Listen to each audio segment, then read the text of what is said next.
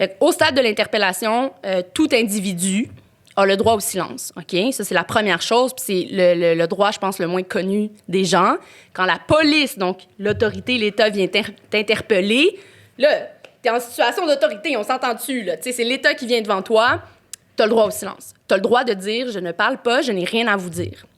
Au stade de l'interpellation. Détention, ça, t'allais poser une question, je veux pas te... J'ai déjà entendu, j'ai déjà vu une vidéo virale américaine que je trouvais très drôle. Et je me demande si c'est vrai, parce que c'est un truc que, lorsque tu te fais arrêter, voici les 3... Tu es en silence, voici les 3 choses que tu dis aux policiers, selon eux. Oui, vas-y. C'est pourquoi je suis en état d'arrestation. Première question, oui. Je suis pas à l'aise de parler de ma journée. Et est-ce que je suis libre de partir? Exactement. En fait... Si c'est pas dans ces 3 questions-là... Mais l'autre chose, par contre, Thomas, que les policiers peuvent être en droit de demander, surtout dans une situation, par exemple, d'interpellation routière, c'est de s'identifier. Donc, donner le permis de conduire, par exemple, donner les papiers d'assurance. Ça, t'es obligé de faire ça. Donc, tu peux pas dire « Hey, je garde mon droit de silence, je veux pas te parler, moi, je m'en vais. » Oui, monsieur l'agent, évidemment, puis ça, on le dit à tout le monde, collaborer ne veut pas dire se mettre à parler. Collaborer veut dire garder un calme pour pas que ça escalate quickly, rester posé et poser les bonnes questions en ayant toute connaissance de vos droits. Ça, c'est important. Les gens ne les connaissent même pas. Comment voulez-vous qu'ils les appliquent? Fait que la règle que je donne, moi, littéralement, à tous mes jeunes avec qui j'ai la chance de parler de moi, ça... J'ai toujours dans le troupe, fait que j'y connaissais un peu. Ben... Veux-tu qu'on aille là, Thomas, dans les placards secrets? Veux-tu qu'on... plus tard. OK, ça m'intéresse. Je suis comme, ah oui, OK. Les côtés sombres de Thomas Levac. Ça va être le petit... C'est juste ça, bref, le monde qui écoute le podcast, il le sait. Ouais, c'est ça. Bon, ben c'est ça, mais... Il y a beaucoup de gens qui nous écoutent qui font « Ah, ouais, ça, c'est une manière d'avoir un avocat dans sa poche arrière, je comprends. » C'est une bonne affaire que Thomas ait un avocat. Ben, écoute, tu m'as dans tes contacts anytime, puis encore plus quand la police est impliquée là-dedans, je suis là 24 heures sur 24, ça, c'est clair pour moi. Fait que quand on revient sur les droits, essentiellement, vous avez le droit de l'obligation de vous identifier.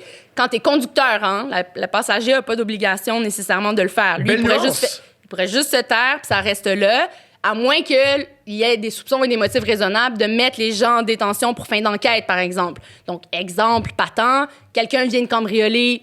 On va prendre le manteau rouge. Quelqu'un vient de voler le manteau rouge au coin de la rue.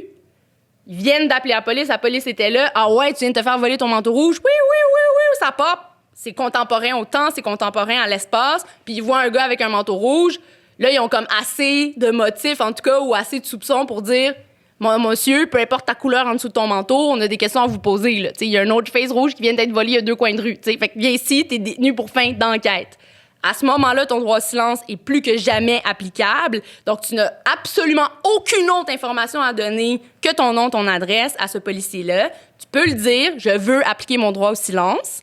Une fois que tu l'as dit, c'est important de mettre cette limite-là aux policiers. Parce qu'après, c'est facile d'embarquer dans une conversation avec eux. Ils sont professionnels. Fait que si tu te mets à poser des questions, il va répondre, puis ça va faire un back and forth. Commencer en disant... J'ai vu d'arrêter par un policier puis j'étais sur le speed. J'ai beaucoup parlé. Tu sais, mais c'est pas correct. Ça nécessite même pas que tu dépasses. Il m'a pas posé de question. J'ai jasé. Ah, mais tu sais, Thomas, non, faut pas parler. On applique le droit au silence. Puis une fois qu'on est arrêté, si jamais le policier confirme que vous êtes en état d'arrestation, là, ça applique votre droit également à avoir accès à un avocat dans les plus brefs délais et l'avocat de votre choix. Même si j'ai pas d'argent. Même si vous n'avez pas d'argent. Okay. Ça n'a pas rapport. Ça, en passant, il y a un système en place et le barreau, puis on est chanceux ici au Québec, encore une fois, d'avoir accès quand même assez rapidement à des ressources juridiques au niveau de l'arrestation.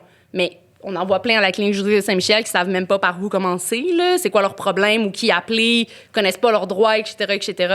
Fait que, tu sais, les cliniques comme celle-là où Hush Légal deviennent très, très, très importantes, au moins pour informer les gens puis les rediriger. Mais au moment où on est en état d'arrestation, le policier va toujours vous offrir. Si vous n'avez pas d'avocat, nous, on a une liste d'avocats. Normalement, il y en a qui sont de garde. Donc, moi, je peux en faire partie. N'importe quel avocat peut en faire partie.